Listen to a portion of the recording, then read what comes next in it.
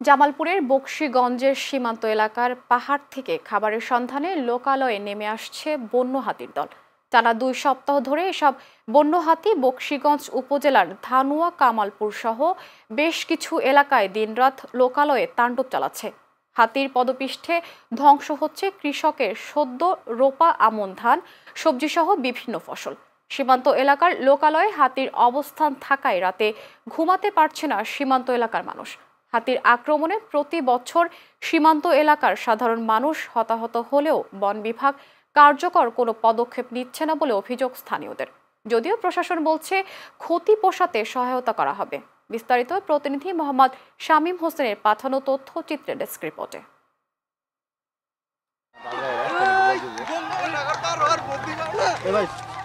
জামালপুরের বকশীগঞ্জ উপজেলার ভারত সীমান্তবর্তী গ্রামগুলোতে বন্য হাতি নেমে আসার ঘটনা নতুন নয়। বছরের পর বছর ধরে এটি চলে আসছে। খাবারের সন্ধানে হাতির পাল প্রতি রাতেই লোকালয়ে হানা দিচ্ছে, নষ্ট করছে ফসলি জমি, গুড়িয়ে দিচ্ছে সুপারি সহ অন্যান্য গাছের বাগান। এর ফলে গ্রামবাসীর নির্ঘুম রাত কাটছে এবং তাদের জীবন জীবিকা হুমকির মুখে পড়েছে।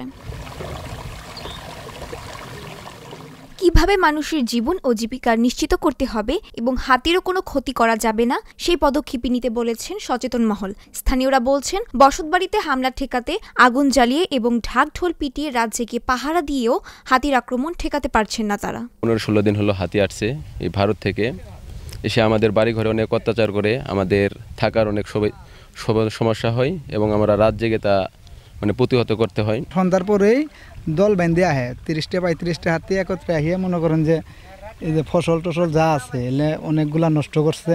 তারপরে বাড়ি ঘরে টুকটাক ঢুকে বাড়ি ঘরে সকালবেলা এসে দেখি যে আমার জমির ধান খায় গেল গা।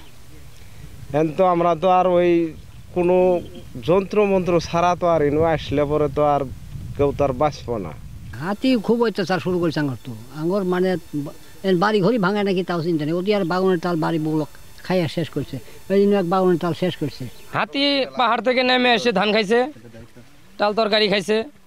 অনাত্রে আমরা সারা রাত পাহারা দিছি, সারাদিনও পাহারা দিতেছি, এইভাবেই চলতেই আছে আমগর। আমি সকালবেলা দেখলাম এই যে টিলের মধ্যে উঠে গেল হাতি।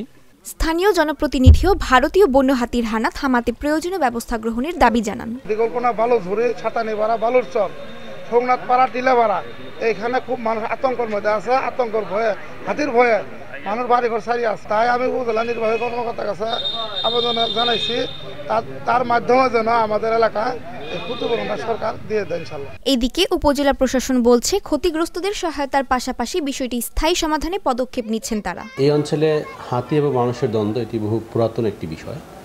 ভারত থেকে সাধারণত এই হাতিগুলো আমাদের বাংলাদেশে প্রবেশ করে ধানুয়া কামালপুর সীমান্ত দিয়ে। আমরা সাময়িক সমাধান হিসেবে যারা ক্ষতিগ্রস্ত হয়েছে তাদেরকে তালিকা তৈরি করব। তালিকা তৈরি করে তালিকা ধরে তাদেরকে আমরা ক্ষতিপূরণের ব্যবস্থা করব। আর আমরা যদি একটি স্থায়ী সমাধানের আশা করি তাহলে আমাদেরকে অবশ্যই একটি বাইলেটারাল নেগোসিয়েশনে যেতে হবে।